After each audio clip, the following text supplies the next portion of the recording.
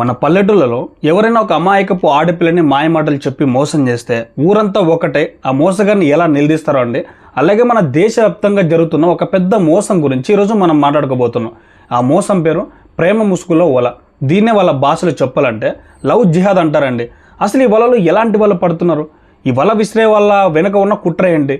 వాళ్ళు వాడి ఎత్తుగలేంటి? కుంభమేళ లాంటి పవిత్రమైన ప్రదేశాలకు వెళ్ళే ఆడపిల్లలు సైతం ఈ బుట్టలో ఎలా పడిపోతున్నారు?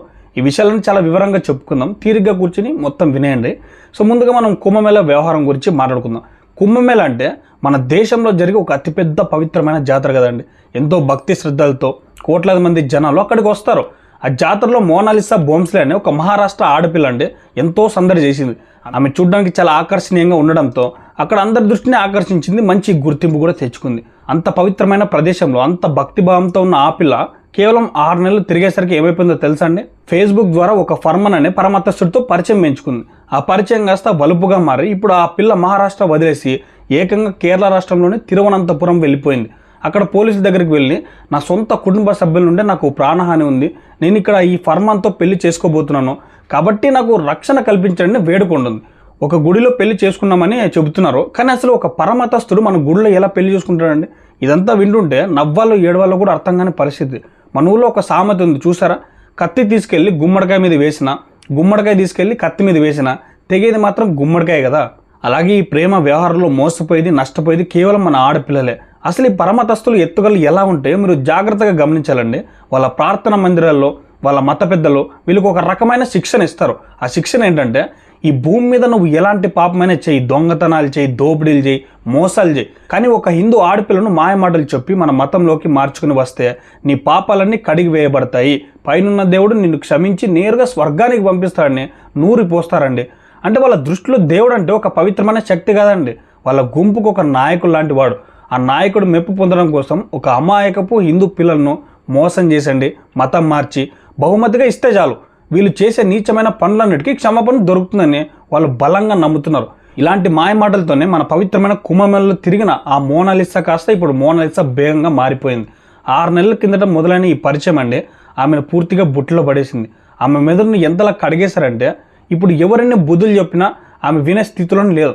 అసలు ఈ బ్రెయిన్ వాష్ అనేది ఎలా జరుగుతుందో ప్రతి ఒక్క ఆడపిల్ల తెలుసుకోవాలండి. మొదట్లో వాళ్ళు వల విసిరేటప్పుడు నాకు నీ మతంతో పనేంటి, నాకు నువ్వు కావాలి, నేను నిన్ను ప్రాణంగా ప్రేమిస్తున్నాను, మనం న్యాయస్థానంలో కోర్టులో పెళ్లి చేసుకుందాం, నువ్వు నీ మతంలోనే ఉండు, నేను నా మతంలోనే ఉంటాను, ఎంతో తీయగా మాట్లాడతారు కదండి.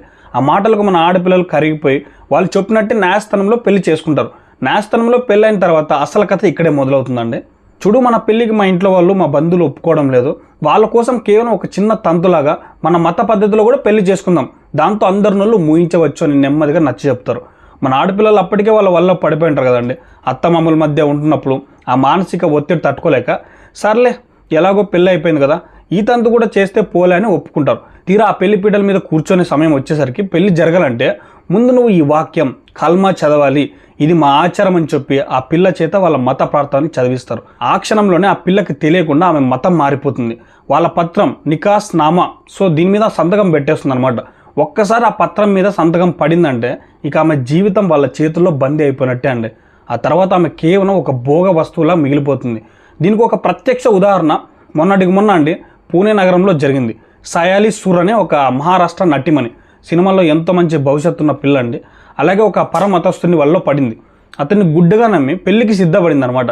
పెళ్లికి ముందు వాళ్ళు ఆమెతో ఏమన్నాడు తెలుసా అండి? మన పెళ్లి జరగాలంటే నువ్వు ఖచ్చితంగా మా మతంలోకి మారాలి, లేదంటే మా మత పెద్దలు ఒప్పుకోరని ఒత్తిడి తెచ్చారు. ఆ పిల్లకి అప్పుడు కేవలం 20 ఏళ్ళు కదండి. మతం మారడం అంటే ఏంటో, దానివల్ల ఎలాంటి దుష్పరిమాణాలు ఉంటాయో ఆమెకు కనీసం అవగాహన కూడా లేదు. అప్పటికే ప్రేమ మతంలో ఉన్న ఆమె పోన్లే అందరం కలిసే ఉంటాం కదా, ఏ మతం అంటే ఏంటి అని గుడ్డిగా వాళ్ళ మతంలో మారిపోయింది. కానీ ఆమెకు తెలియని భయంకరమైన నిజం ఏంటంటే ఒక్కసారి వాళ్ళ మతంలోకి మారాక ఆమెకు ఉన్న హక్కులన్నీ కాలి బూడిదైపోయాయి. ఈరోజు మన ఉన్నత న్యాయస్థానం అండి సుప్రీంకోర్టు కూడా ఇదే చెప్తుంది. వాళ్ళ మతపరమైన చట్టాలు ఎంత దారుణంగా ఉన్నాయంటే ఒక ఆడపిల్లకు కనీస సమానత్వం కూడా ఉండదు.